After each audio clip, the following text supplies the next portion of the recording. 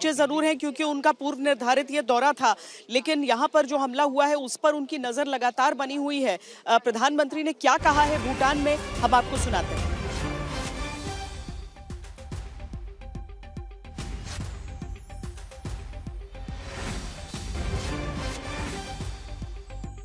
आज मैं यहाँ बहुत भारी मन से आया हूँ। कल शाम दिल्ली में हुई भयावह घटना ने सभी के मन को व्यथित कर दिया है। मैं पीड़ित परिवारों का दुख समझता हूं। आज पूरा देश उनके साथ खड़ा है।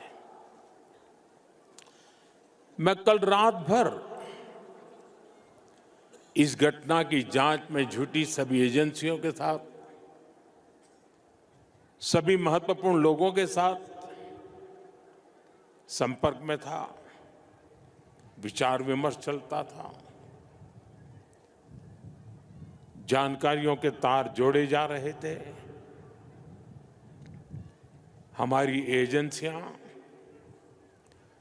इस षड्यंत्र की तह तक जाएगी। इसके पीछे के षड्यंत्रकारियों को बख्शा नहीं जाएगा। All those responsible will be brought to justice.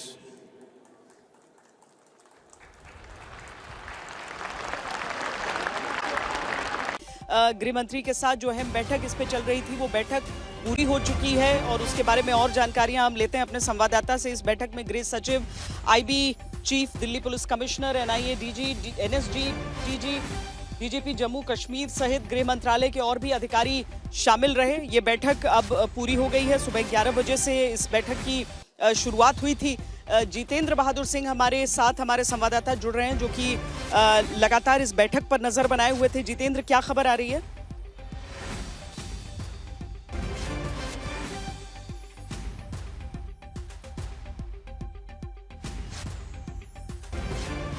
Jitendra,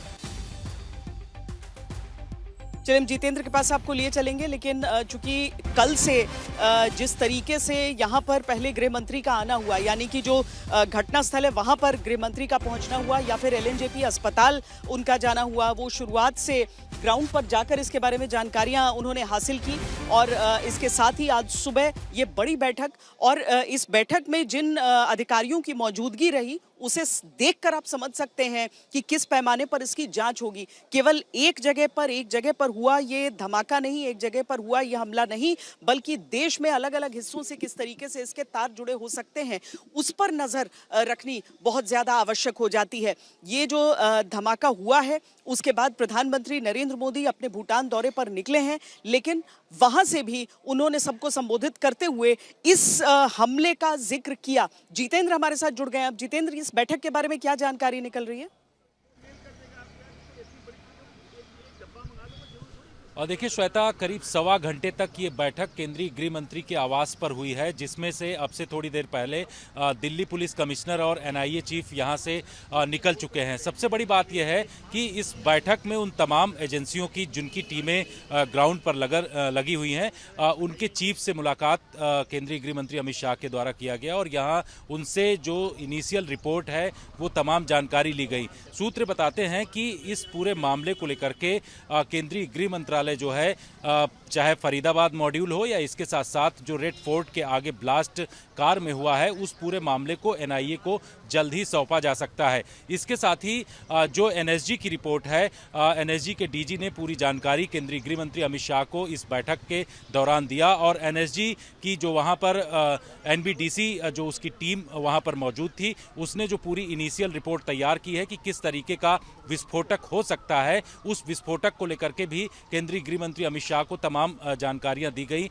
कि किस तरीके के विस्फोटक का इस्तेमाल किया गया। तो इस बैठक में एक होलिस्टिक अप्रोच देखा गया और ये लगातार जो केंद्रीय गृह मंत्री के द्वारा ये कहा जा रहा है कि बड़े स्तर पर जो भी इसमें शामिल रहे हैं उनके खिलाफ कार्रवाई की जाएगी। खुद प्रधानमंत्री ने ये कहा है कि किसी को बख्शा नहीं जाएगा। रक्षा मंत्री ने भी इसी तरीके की बात कही है। तो गृह मंत्रालय और गृह मंत्री अमित शाह ने जो ये बैठक की है, 1.25 घंटे तक ये बैठक हुई है और ये कहा जा रहा है कि इसके आगे का रोड मैप जो एजेंसियां हैं जो जांच कर रही तमाम एरिया में, उसके बारे में एक नया रोड मैप तैयार किया जाएगा और बड़े स्तर पर कार्रवाई की जाएगी। क्योंकि एनआईए की टीम ने जो उसकी एफएसएल की टीम है उसने तमाम सबूत इकट्ठा किए हैं और उस सबूत के आधार पर जो है आगे कदम बढ़ाया जा रहा है। जैसे कि मैं सो रहा हूँ तो पिताजी को जगाना है मुझे, तो वो डायरेक्ट उठाने के बजाय, और हिंसा की परंपरा मेरे यहाँ नहीं थी सौभाग्य से, तो वो क्या करते थे कि उस कमरे में आ जाएंगे या बाहर से गुजरेंगे और चौपाई बोलेंगे, प्रात काल उठ के रघुनाथा